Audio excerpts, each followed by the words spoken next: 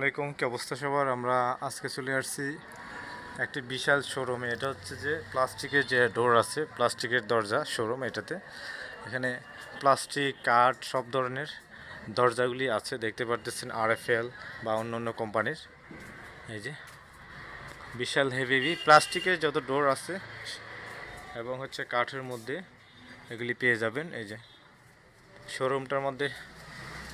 তো আমি আজকে আসলাম এদিকে, আসার পর দেখলাম যে না, এখানে বেঙ্গলেরও আছে। বেঙ্গলের যে ডোরগুলি, আর এক একটা চৌকাঠ দেখেন, প্লাস্টিকের ডোরের চৌকাঠটা বিশাল হেভি। দেখতে পারতেছেন, এটা হচ্ছে নাঙ্গলকোট, একদম স্টেশন রোডে। নাঙ্গলকোট স্টেশন রোড, বিশাল বড় একটি শোরুম।